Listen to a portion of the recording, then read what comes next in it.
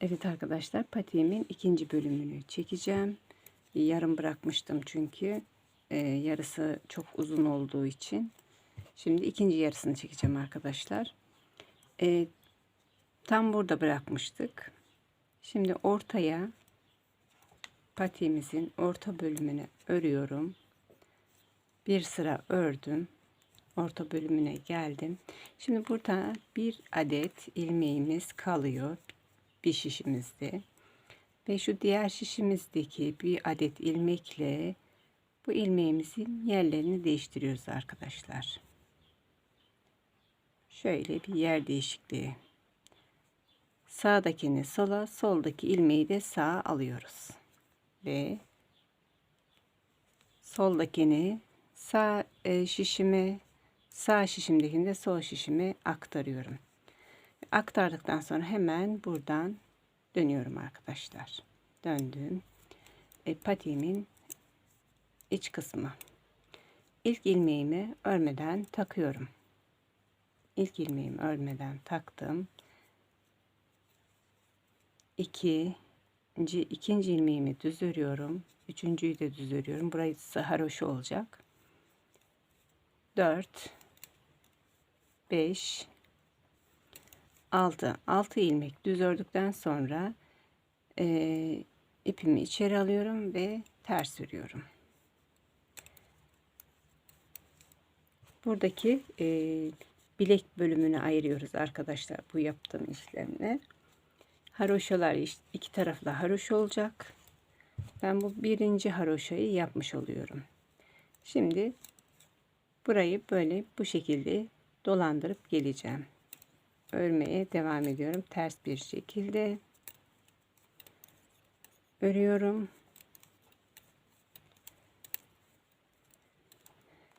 Ve buradaki krem rengi ipimi de örüyorum. Onu da devam ettiriyorum. Krem rengi ipimi de ördüm. Devam ettiriyorum arkadaşlar her ikisini de. Şimdi diğer şişime geçtim. Burada da bir tane krem rengi ipim vardı. Onu da bir örelim. İlmeğimiz vardı. Bir adet krem rengi ilmek.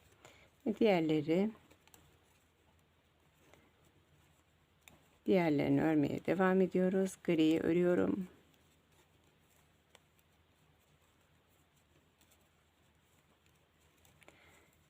Bu sıramızı böyle tersinden örüyoruz arkadaşlar.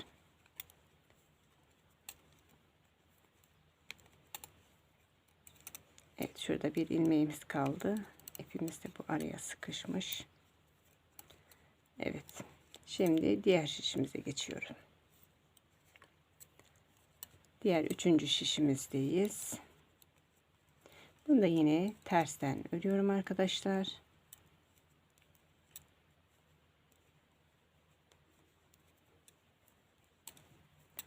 Tersten ördüm.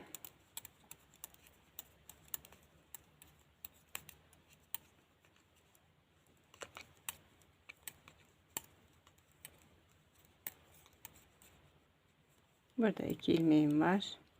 İki ilmeğimi buradan uzatmıyorum.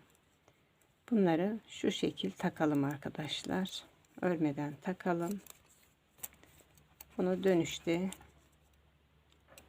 bunu da krem rengi ipimizi de örmeden takıyoruz. Krem rengini taktık yine. Yine ters örüyorum.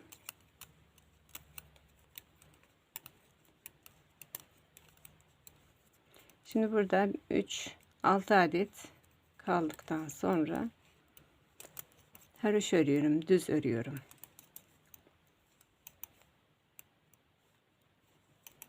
Altı adet ilmeğimi düz ördüm arkadaşlar. Bu şekilde en son ilmeğimi de ters örüyorum. Ve şimdi örgümün düz tarafına geçiyorum. Patiğimin düz tarafına geçtim. Düz tarafına geçtim. Hemen ilk ilmeğimi örmeden takıyorum. Diğer ikinciyi ördüm. 2 3 4 5 6 ilmek haroşa Diğer tarafta da haroşamız var arkadaşlar. Burası bilek ayrımı oluyor. Her iki tarafa da 6'şar adet haroşa olacak. Şimdi 1 2 düz ördüm, 3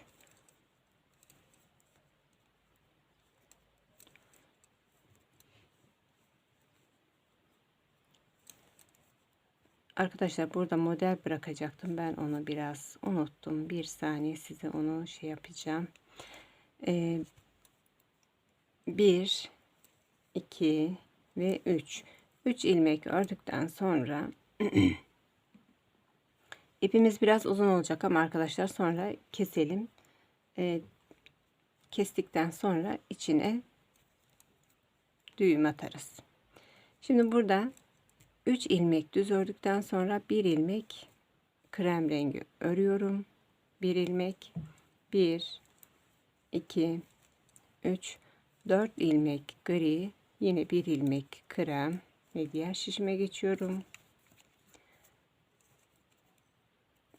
Burada da 1 ilmek kremim var. 1 ilmek krem, 1 2 3 arkadaşlar. Şimdi şu modelimizi koydum, kondurdum. Şimdi şu ikinciyi konduracağım. Daha sonra bu, daha sonra bu, daha sonra bu ve en sonunda bu modellerimizi konduracağız. Şöyle size göstereyim. Şu böyle bu şekilde geliyor arkadaşlar modellerimiz. Şöyle de bırakayım isterseniz. Şimdi 3 ilmek düz ördükten sonra 1 ilmek krem, 1 2 3 4 5 ilmek gri, 1 krem, 1 2 3 4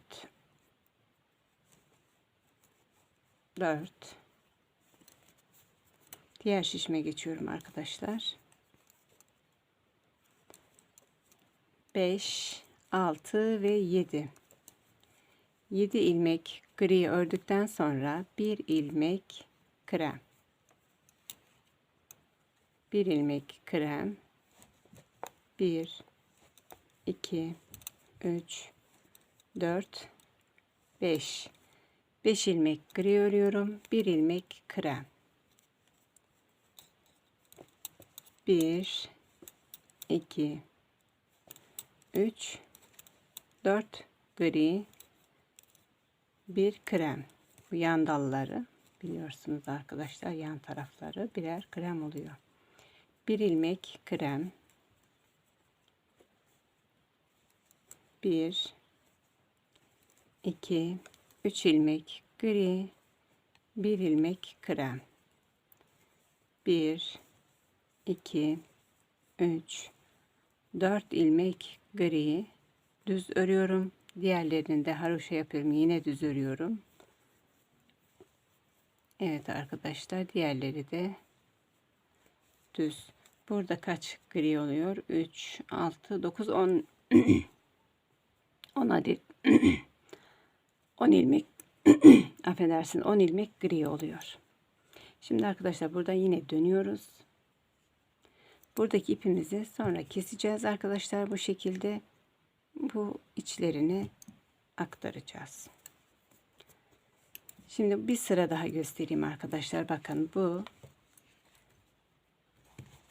modelimiz, şuradaki yaptığımız modeli baz alıyoruz arkadaşlar. Şuradaki. Bakın, modelimizdeki buradakini yapacağız. Aynısını buraya yapıyoruz. Arada hiç bir sıra düz gidiyoruz. Bir sıra tek kaldıktan sonra tekrardan artırmaya başlıyoruz. Çünkü bu aradaki krem rengi olduğu için ipimi çıkartmadım. Bu şekilde zikzak şeklinde yaptım. Böyle bu şekilde. Siz de buradaki şu alanı yapıyoruz arkadaşlar. Bu alanı devam edeceğiz. Buradan bakabilirsiniz yaparken. Şimdi ben tekrar ikinci sırayı da göstereceğim. İkinci sırayı da yine ilk ilmeğim taktım. İkinci ilmeğimi düz örüyorum. 2, 3, 4, 5 ve 6. 6 ilmeğimi düz ördüm. Haroşa çeviriyorum. 1, 2, 3. 3 ilmek düz ördükten sonra, gri ördükten sonra, ters ördükten sonra pardon. Bir ilmek, bir krem, 2 krem, 2 ilmek krem ve 3 ilmek krem örüyorum. Bu şekilde. 1, 2 ilmek gri, 1 ilmek krem. Şimdi diğer şişime geçtim. Diğer şişime geçtim. 1 ilmek krem, 1, 2, 3 ilmek gri. Diğer rengime geçiyorum. 1, 2, 3 ilmek krem, 1, 2, 3 ilmek gri, 1, 2, 3 ilmek krem, 1, 2 ilmek gri ve diğer şişime geçiyorum.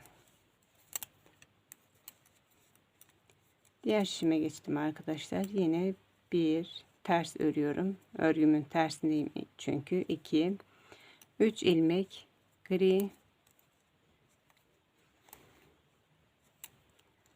1,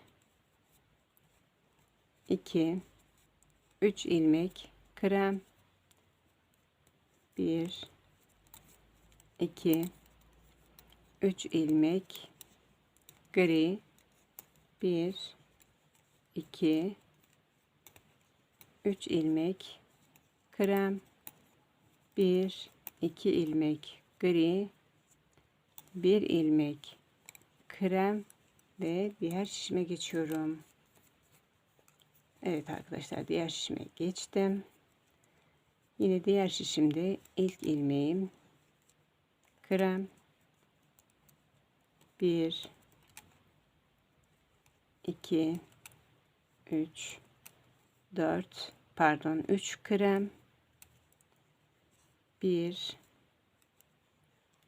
arkadaşlar 3 griydi, şaşırıyorum, kusura bakmayın. 3 gri, 1, 2, 3 krem rengi. Evet, bu şekilde ve diğer rengime geçiyorum. Griyi 1, 2 ters örüyorum arkadaşlar. Diğerlerini düz örüyorum. Çünkü bu üçü pardon bu altısı haroşa olduğu için haroşa örüyorum ve düz örüyorum. 1, 2, 3, 4, 5. En sonunda ipi bu tarafa alıyorum ve ters örüyorum. 7. Dönüyorum arkadaşlar. Bu şekilde örelim arkadaşlar. İsterseniz bir daha göstereyim mi bilmiyorum ama sararsınız muhtemelen. Burada yine ilk ilmeğimi örmeden takıyorum. İkinciyi 3, 4, 5, 6, 7. 7 ilmeğimi gri ördüm. 8. ilmeğim 1, 2, 3, 4, 5. 5 ilmek krem, 1 ilmek, 1, 2 ilmek gri, 1 krem. Şimdi diğerine geçiyorum. Arkadaşlar bu şekilde yapalım. Diğerine geçtim.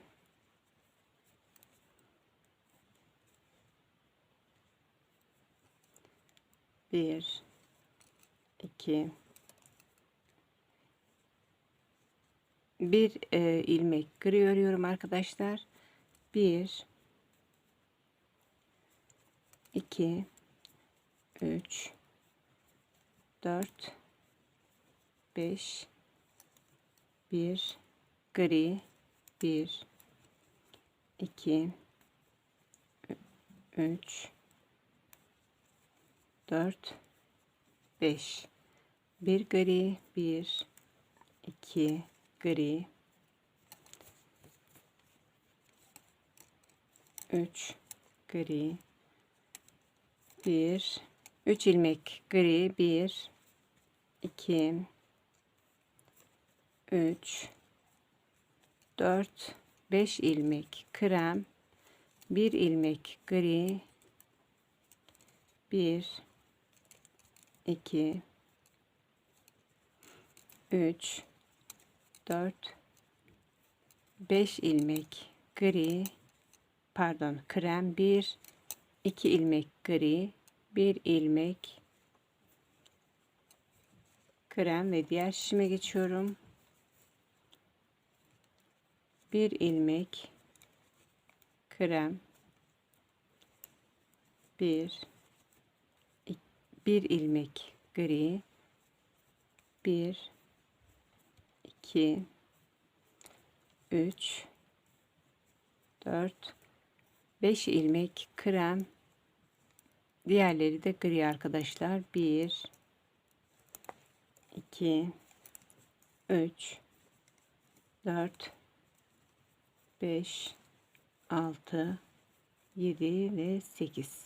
En son ilmeğimi ters örüyorum. Bu şekilde arkadaşlar yapalım.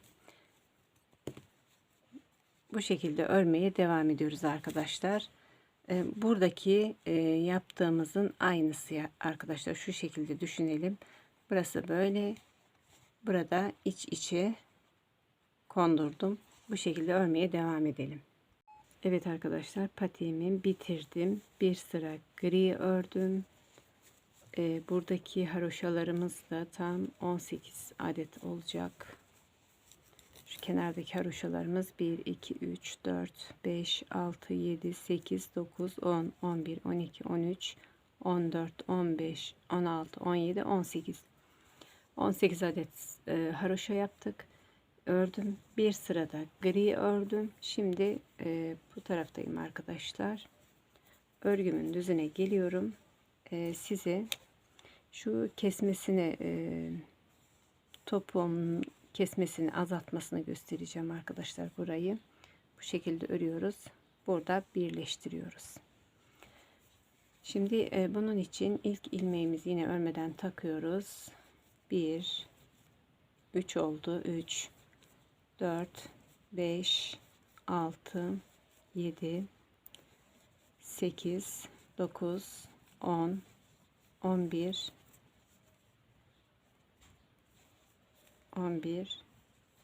12 13 14 15 16 17 18 19 20 21 22 23 24 ilmek ördüm. 25 ile 26. ilmeği ikisini birlikte alıyorum arkadaşlar.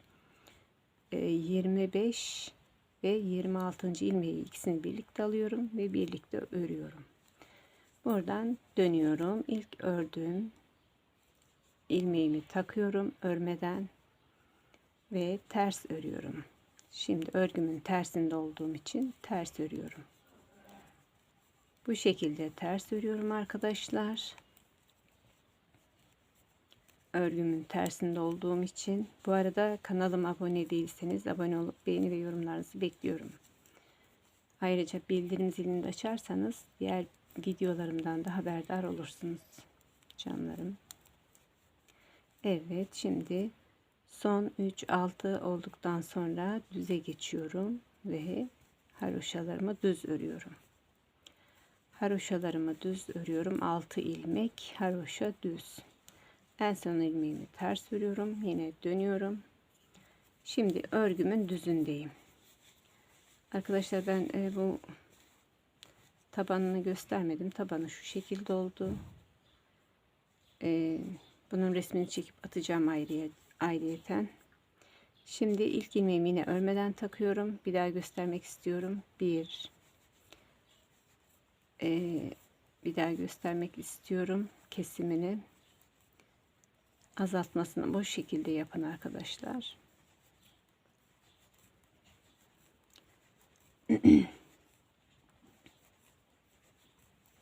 Evet arkadaşlar, kanalıma abone değilseniz abone olup beğeni ve yorumlarınızı bekliyorum. 25 ilmek ördük. 24 ilmek ördüm. 25 ile 26. ilmeği ikisini birlikte alıyorum arkadaşlar. Bu şekilde. Azaltma işleminizi bu şekilde yapıyoruz. Dönüyorum arkadaşlar. Buradan devam ediyorum. Bu şekilde topuğumuzu azaltıyoruz. Kesiyoruz. Kesmesini yapıyoruz. Şimdi tersinden örüyorum. Örgümün ters olduğu için bu şekilde devam edelim arkadaşlar.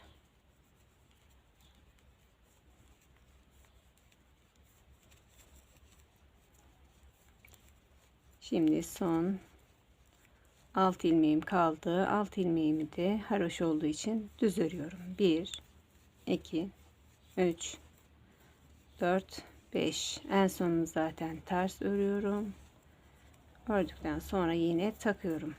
Arkadaşlar bu şekilde örmeye devam edelim. Ta ki bu tarafta 25 ilmek kalana kadar bu şekilde azaltalım. Evet arkadaşlar, bu şekilde kesim işlemini yaptım. Bakın buradan başladım buraya kadar ördüm. Bu tarafta 25 ilmeğimiz kaldı. Sayalım: 1 2 3 4 5 6 7 8 9 10 11 12 13 14 15 16 17 18 19 20 21 22 23 24 ve 25. Bu tarafta da 25 ilmeğimiz var. Şimdi örgümüzü, patiğimizi bu şekilde yapıyoruz. Ters çevirerek, bakın ters çeviriyorum içine. Bu şekilde kesimini yapacağız arkadaşlar. İlk önce şu öndeki şişimden bir ilmek alıyorum. Bir de arkadaki şişimden bir ilmek alıyorum. İkisini birlikte örüyorum. Ve şişten çıkarıyorum. Bir öndeki şişten, bir arkadaki şişten, ikisinden ilmeği alıyorum. İpimi, ilmeğimi aldım, çıktı. İkisini birlikte böyle ördüm. Ve diğer şişimle ördüğüm üstünden atlattırıyorum arkadaşlar. 1 2 ilmeğimi ördüm ve diğer ördüğümü üstünden atlattırıyorum. 1 2 diğer ilmeğimi içinden geçiriyorum bu şekilde. 1 2 diğerinin üstünden atlattırıyorum. Bu şekilde arkadaşlar. Kesme işine devam edelim. Arkadaşlar son 4 ilmeğim kaldı. Onları da bu şekilde yine arkadakini atlattırıyorum. Bir öndeki şiş, bir de arkadaki şişten ikisini birlikte alıyorum ve ördüğümün içinden geçiriyorum. Bitiyor. Bir önden, bir arkadan ikisini birlikte geçiriyorum. Şimdi birer tane kaldı. Onun diğerini üstünden atlattırıyorum. Bir de diğeri, ikisini birlikte ördüm. Şimdi üstünden atlattırıyorum. Evet, bu şekilde bitiriyoruz arkadaşlar. Makasımızla da keselim. Evet, bu şekilde bitti. Bitirdim. Şimdi şuraya bir sağlamlaştırayım. Bir düğüm atayım ve buradan bu şekilde kaybediyoruz arkadaşlar. İçine ipimizi yok ediyoruz.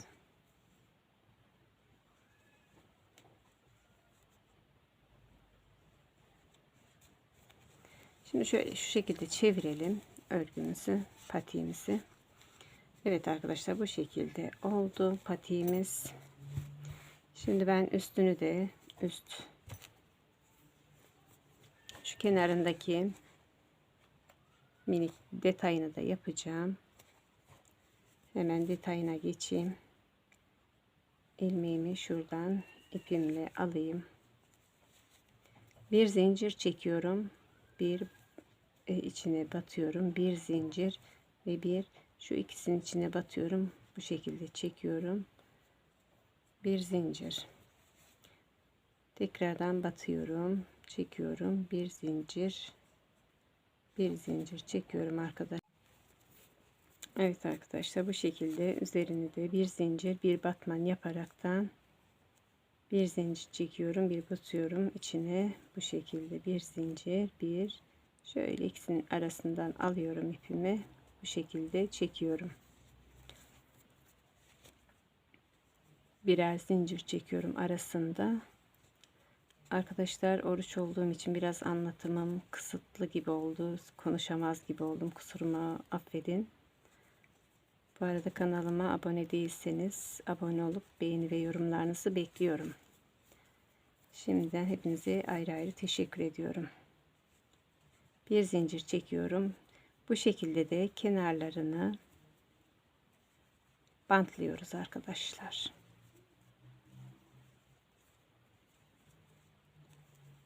Bu şekilde çevreleyelim. Hem görünümü daha güzel olur.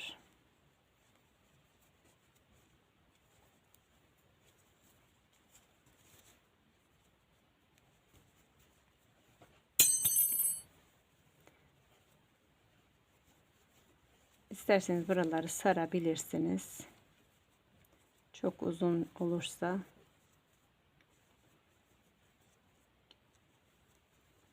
Evet arkadaşlar, şu en sonunda şöyle şu şekilde batıyorum ve ikisini birleştiriyorum. İkisini birleştiriyorum ve ipimi burada kesiyorum.